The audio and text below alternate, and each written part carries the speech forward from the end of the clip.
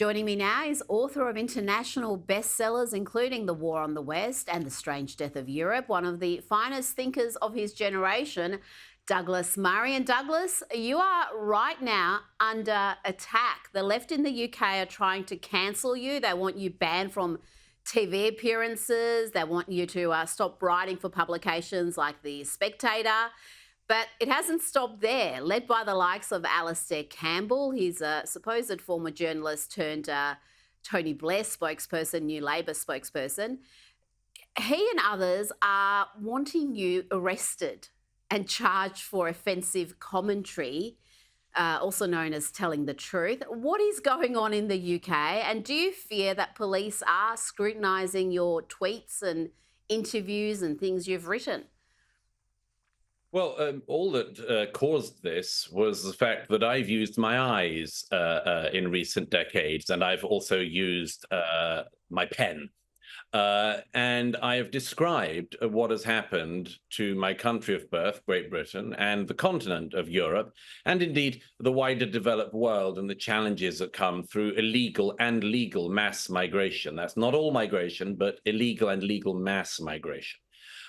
Interestingly enough, this interview that seems to have caused this breakdown from Alastair Campbell was one in which I simply said, what I describe in The Strange Death of Europe as happening is indeed what is now happening. And I said this, as many people have noted, not in a spirit of glee, but in one of deep lamentation.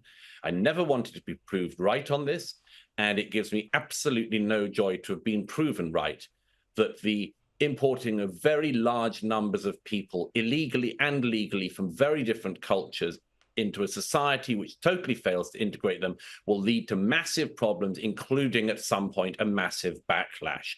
Now, it's interesting that Alastair Campbell should have been one of the ones to try to start this pile on. Of course, Alastair Campbell was part of the Labour government that in the late 90s and early 2000s massively ramped up illegal and legal migration into the UK. He's actually one of the architects of this problem, a problem which one of his colleagues at the time described as being deliberate. See, one of his colleagues said he came out of meetings about this issue with a very clear feeling that the Labour government of Tony Blair wanted this mass movement of people into the UK to, quote, rub the right's nose in diversity. Well, of course, all these things had unexpected consequences. But Alastair Campbell is one of the people responsible for them. I'm only responsible for pointing out the facts and the lamentable situation that he got our country into. There's a couple of other things very quickly, Rita. Of course, this man, Campbell, is best known for his lying dossier about WMD in Iraq, which helped bounce Britain and other countries into the Iraq war. So if he had any kind of sense of decency, he would have disappeared from public life a long time ago. He was also, of course, the person who hounded Dr. David Kelly to suicide. And that's one of the really interesting things about Alastair Campbell. He's an unbelievable bully and a hack. And one of the things about him, like most hacks and bullies of his kind, he thinks that he can hide behind, as he always does, the claim that he himself is very mentally fragile. One of the interesting things about that is he can chase people like David Kelly to suicide. But if you criticize Alastair Campbell for his frequent bursts of utter insanity, he says that you are using his mental health against him. He's a totally sick individual on every possible level. I make no apology for pointing out the terrible things that he and his friends did to my country. Well, your greatest crime appears to be that you were right. You wrote about this years ago. You warned about what was going to happen in The Strange Death of Europe. You were right when you warned of the unrest that would come in books like The Madness of Crowds and The War Against the West. And as the great Thomas Sowell wrote, people will forgive you for being wrong, but they will never forgive you for being right. And what you talked about, that mass migration, we've got that discussion happening right here in Australia. We've had record numbers coming in legally. But if they're not assimilating, if they don't share your values, as we've seen in the UK, you're going to have these problems. And just trying to stomp it out with two-tier policing and a justice system, Douglas, isn't going to solve the underlying issue. No, absolutely not. I mean, as I've said for many years, the mass movement of people often who dislike the culture they're moving into intensely, and that always amazes me. I don't understand why people would move to societies that they dislike very much, but large numbers of people do, mainly just because they want to be in a system which can reward them at least to some extent financially, either through welfare or through the economy that works far better than the countries that they fled from. But if you bring people from very strong cultures with very strong ethnic identities and religious identities into countries that are completely apologetic, kowtowed, self-shamed, and embarrassed about their past, as is the story that has been pushed on the people of Australia in recent years, as has been the story pushed on the people of Britain, Europe, and America in recent years, you don't have a hope of integrating people. So yes, all of this stuff is absolutely predictable. It doesn't require a profit. It just requires people with their eyes open and a willingness to tell the truth. And I hope that people do have their eyes open and continue to tell the truth, as I will. And I'm not going to be intimidated by any of these people who should have so much guilt on their consciences. I would be surprised that they dare to show their faces in public again. Now, along with yourself, the other great enemy of the left right now appears to be Elon Musk, particularly amongst the political media activist class. Look at this deranged piece in The Guardian, where else, with the headline, "You know who else should be on trial for the UK's far-right riots? Elon Musk." That was the headline, and the piece goes on to call Musk one of the world's most prolific enemies of truth. This assault against free speech in the UK is really quite sinister, and I've got to say, effective. Of course, it's not going to silence the likes of Elon Musk, but the average person may refrain from posting something on their Facebook page when they see people being Yes. arrested for online posts for things that are considered offensive, not just threatening or abusive, but just offensive. It seems to be a line that you can't cross. Yeah, absolutely, including retweeting videos of things that have happened. The interesting thing about Jonathan Mm. Friedland of The Guardian, he's a very obscure figure. He's not at all known outside of a small amount of the left wing in the UK. But of course, to think that somebody like him would have the audacity to claim that the British authorities should arrest an American citizen. I mean, I don't know if Jonathan Friedland knows his history. I assume he does. He's a relatively intelligent man. But he should know that America fought quite a significant war in order that American citizens would not, in fact, be under the writ of British law. And thank goodness Elon Musk isn't. And thank goodness he has the guts to continue, like a number of the rest of us, to say what is the truth.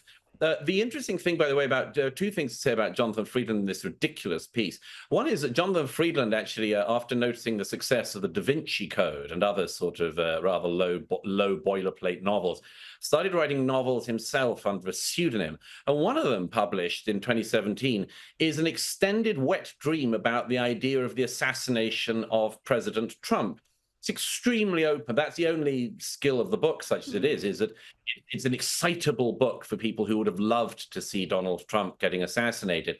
On that principle, of course, perhaps the American authorities ought to ask for the extradition of Jonathan Friedland for writing a crappy genre novel under a pseudonym in which he dreams of the assassination of President Trump. Of course, it would be ridiculous to do so because nobody would read his book.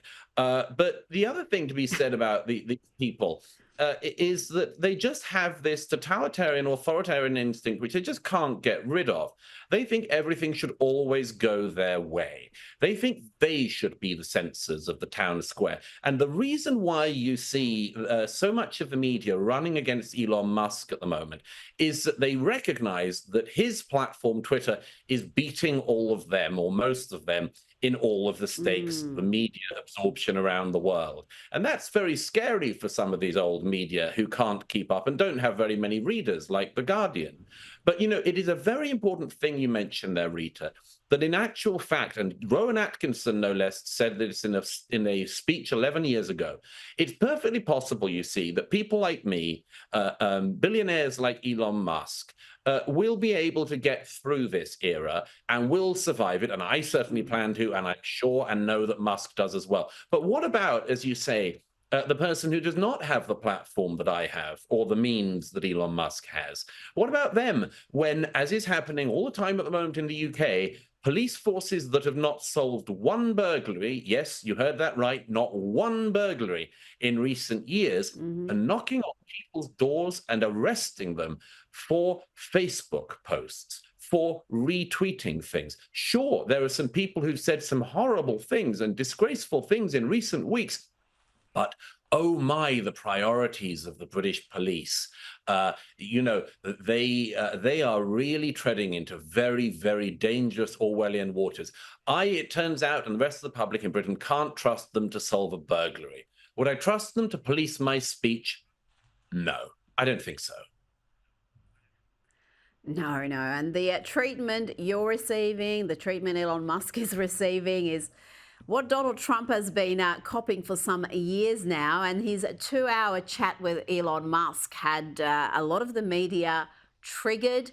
It did reach an enormous audience despite having technical issues at the start. But look at some of the media coverage we were treated to. This is from USA Today.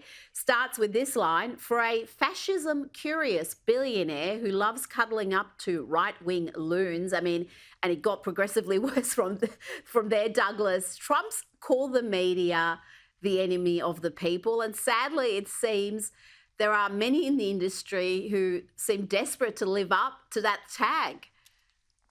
I mean, these are just dying entities. I mean, USA Today is such a failing newspaper. It's as thin as a loo roll, and it's just an unbelievable rag now. And almost no information in it unless you want to follow the baseball, which lots of people do.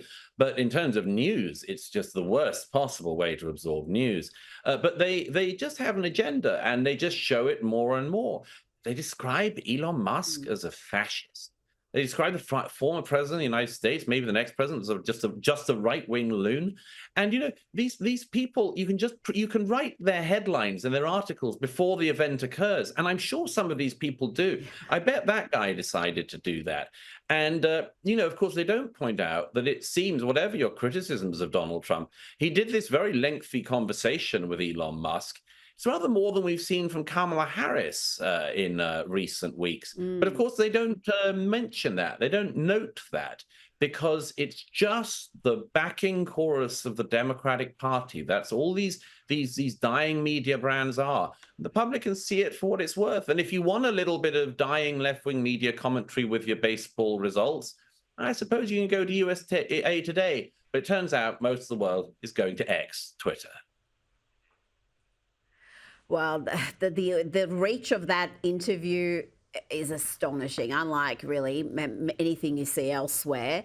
Now, I want to, before you go, play you a little clip from the Stephen Colbert Show featuring CNN anchor Caitlin Collins. What is curious here, or well, pleasing, is the crowd reaction when Colbert makes this claim. I know you guys are objective over there, that you just report the news as it is.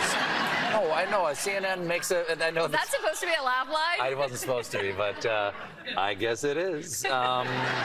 Douglas, even his leftist crowd just burst out laughing at that claim that CNN just reports the news. They're just straight down the line, unbiased. And this diminishing trust in institutions, including the media, the police we've spoken about, and judiciary increasingly.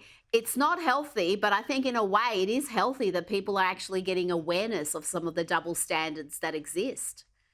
Oh, yeah, absolutely. I mean, this institutional distrust is, as I said to you before, Rita, we've discussed this. It's about the fact the public can see through these institutions. If a police force doesn't solve burglary, doesn't even go to the scene of a crime, but it does go for a Twitter X post, you know there's a problem of priorities in the police force. Likewise, in the media, when you see the coverage of things like CNN, it's not just that it's biased in its stance. Not everything, by the way. Occasionally, there's something on CNN that's relatively good and relatively impartial. But the thing is, but what they actually what gives it away time and again is what they choose to focus on. They choose to focus on things that boost the narrative that they have, whether that's foreign policy, whether it's the war in Ukraine or the war in Israel and Gaza, or whether it's things domestically, whether it's just puffing up their candidate to get her into office in November. And I was delighted to see that. I mean, I just can't watch Stephen Colbert most of the time. Almost nobody does. But I mean, he started off as a comedian. Now he's just become one of these sermonizers, boring sermonizers of the American left in what used to be late night comedy slots. But it was wonderful to see that his audience was wiser than he was and knew more than he did and laughed in the face of the idea that CNN simply attempts to report the truth. It was the best moment of the whole interview, and unintentionally funny. Douglas Murray, thank you so much for your time this evening. Great pleasure as always. Thank you, Rita.